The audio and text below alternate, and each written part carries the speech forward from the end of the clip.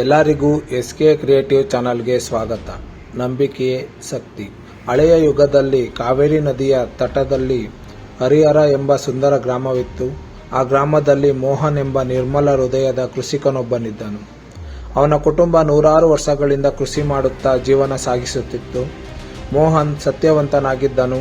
ಕಷ್ಟಗಳನ್ನು ಸಹಿಸಿಕೊಂಡು ಪ್ರಾಮಾಣಿಕತೆ ಮತ್ತು ನಂಬಿಕೆಯೊಂದಿಗೆ ತನ್ನ ಬದುಕನ್ನು ಕಟ್ಟಿಕೊಂಡಿದ್ದನು. ಒಮ್ಮೆ ವರುಣನ ಕೃಪೆ ಕಡಿಮೆಯಾಗಿದ್ದರಿಂದ ಭೂಮಿ ಬಂಜರಾಯಿತು. ರೈತರು ನೀರಿನ ಕೊರತೆಯಿಂದ ತತ್ತರಿಸಿದರು. ಆದರೆ ಮೋಹನ್ ಮಾತ್ರ ನಮ್ಮ ನಂಬಿಕೆ ನಮಗೆ ಸಹಾಯ ಮಾಡುತ್ತದೆ ಎಂಬ ಧೈರ್ಯದ ಮಾತಿನಿಂದ ಕೃಷಿಯತ್ತ ಶ್ರಮಿಸುತ್ತಲೇ ಇದ್ದನು.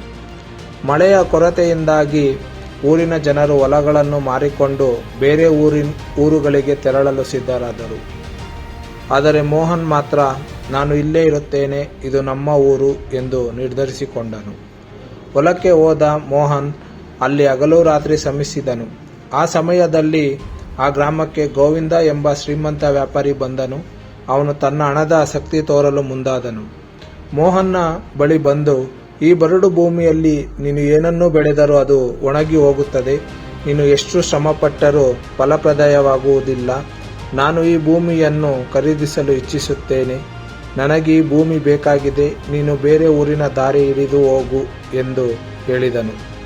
ಮೋಹನ್ ಶಾಂತ ಮನಸ್ಸಿನಿಂದ ಉತ್ತರಿಸಿದ, ಈ ಭೂಮಿ ನನ್ನ ತಾಯಿ. ನಾನು ಈ ತನಕ ಪಡೆದ ಎಲ್ಲವೂ ಈ ಭೂಮಿಯಿಂದಲೇ ಬಂದಿದೆ. ನಾನು ಈ ಭೂಮಿಯನ್ನು ಬಿಡುವುದಿಲ್ಲ. ನಾನು ಬೆಳೆಯುವುದನ್ನು ಮುಂದುವರಿಸುತ್ತೇನೆ. ದೇವರು ನನಗೆ ಸಹಾಯ ಮಾಡುತ್ತಾನೆ. ಗೋವಿಂದ ಮೋಹನ್ನ ಮಾತುಗಳನ್ನು ಕೇಳಿ ಅವನನ್ನು ಮೂರ್ಖನೆಂದು ನಕ್ಕನು. ಹೀಗೆ ದಿನಗಳು ಕಳೆದಂತೆ ಮೋಹನ್ ಹಗಲಿರುಳು ಶ್ರಮಿಸುತ್ತಾ ತನ್ನ ನಂಬಿಕೆಯನ್ನು ಕಳೆದುಕೊಳ್ಳದೆ ಹೊಲದಲ್ಲಿ ಬೀಜ ಬಿತ್ತಲು ಆರಂಭಿಸಿದ.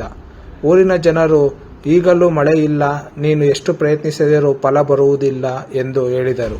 ಆದರೆ ಮೋಹನ್ ಅವರ ಮಾತುಗಳಿಗೆ ಬೆಲೆ ಕೊಡುವವನಲ್ಲ. ಆದರೆ ಅವನ ಮನೆಯ ಪರಿಸ್ಥಿತಿಯು ಹದಗೆಡುತ್ತಾ ಹೋಯಿತು. ಇದರಿಂದ ಆತ ದುಃಖಿತನಾಗಿ ಒಂದು ರಾತ್ರಿ ದೇವರಲ್ಲಿ ಪ್ರಾರ್ಥಿಸುತ್ತಾ, ಈ ವರ್ಷ ಮಳೆ ಬಾರದಿದ್ದರೆ ಊರಿನ ಜನರಂತೆ ನಾನೂ ಸಹ ನನ್ನ ಹೊಲ ಮತ್ತು ಮನೆಯನ್ನು ಮಾರಿಕೊಳ್ಳಬೇಕು. ದೇವರೇ, ಏನಾದರೂ ದಾರಿ ತೋರಿಸು ಎಂದು ಬೇಡಿಕೊಂಡು ಮಲಗಿದ. ಅಚ್ಚರಿಯ ಸಂಗತಿಯೇನೆಂದರೆ ಬೆಳಗಿನ ಜಾವ ಮೋಡಗಳು ಕವಿದವು. ಜನರು ಗಗನದ ಚಂದ್ರನನ್ನು ಮುಚ್ಚಿದ ಮೋಡಗಳನ್ನು ನೋಡಿ ಬೆರಗಾದರು. ಅವರಿಗೇನೋ ಅರ್ಥವಾಗದೇ ಇದ್ದರೂ ಮೋಹನ್ನ ಹೃದಯದಲ್ಲಿ ನಂಬಿಕೆ ಇನ್ನಷ್ಟು ಗಟ್ಟಿಯಾಯಿತು. ಆ ದಿನ ಸಂಜೆ ಮಳೆಯ ಮೊದಲ ಹನಿ ಭೂಮಿಯನ್ನು ತಲುಪಿತು. ಅದು ಕೇವಲ ಹನಿಯಲ್ಲ, ಮೋಹನನ ಶ್ರಮದ ಪ್ರತಿಫಲವಾಗಿತ್ತು. ನಿರಂತರವಾಗಿ ಮಳೆ 3 ದಿನ ಸುರಿಯಿತು. ಹಸಿರು ನಸುನಕ್ಕಿ ಹೊಲ ತುಂಬಿತ್ತು. ನೆಲದ ಪ್ರತಿಯೊಂದು ಕೋನದಲ್ಲೂ ಜೀವನ ಮೊಳಗಿತು. 1 ತಿಂಗಳ ಬಳಿಕ ಮೋಹನ್ನ ಹೊಲ ಎಲ್ಲಿ ನೋಡಿದರೂ ಹಸಿರು ಬೆಳೆಯ ಮಿಂಚಿನಿಂದ ಕಂಗೊಳಿಸುತ್ತಿತ್ತು. ಅವನ ಶ್ರಮದ ಜೀವಂತ ಸಾಕ್ಷಿ. ಇಡೀ ಗ್ರಾಮವೇ ಆಶ್ಚರ್ಯಗೊಂಡಿತು. ಅದೇ ವ್ಯಾಪಾರಿ ಗೋವಿಂದ ಮೋಹನ್ನ ಬಳಿ ಬಂದು ಲಜ್ಜೆಪಟ್ಟು ನಾಚಿಕೆಯಿಂದ ಹೇಳಿದನು, ನೀನು ಸತ್ಯವಂತ, ನಂಬಿಕೆ ಇಟ್ಟು ಶ್ರಮಿಸಿದವನು, ಎಂದಿಗೂ ಸೋಲುವುದಿಲ್ಲ. ನೀನು ನನಗೆ ಮಹಾನ್ ಪಾಠ ಕಲಿಸಿದ್ದೀಯ. ಮೋಹನ್ ಗೆಲುವಿನ ಹೆಜ್ಜೆಯಲ್ಲಿ ನಿಂತು ಉತ್ತರಿಸಿದನು, ನಂಬಿಕೆ ಮತ್ತು ಶ್ರಮ ಇದು ನಮ್ಮ ಜೀವನದ ಹಕ್ಕು. ನಾವು ಬದಲಾದ ಪರಿಸ್ಥಿತಿಯನ್ನು ಬದಲಾಯಿಸಲು ಸಾಧ್ಯವಿಲ್ಲ, ಆದರೆ ನಮ್ಮ ನಂಬಿಕೆಯಿಂದ ಅಸಾಧ್ಯವನ್ನು ಸಾಧ್ಯ ಮಾಡಬಹುದು. ಆ ದಿನದಿಂದ ಗ್ರಾಮದ ಜನರೆಲ್ಲ ಮೋಹನ್ ತರ ಪ್ರಾಮಾಣಿಕತೆಯ ಜೀವನಕ್ಕೆ ಹೆಜ್ಜೆ ಹಾಕಲು ಪ್ರಾರಂಭಿಸಿದರು.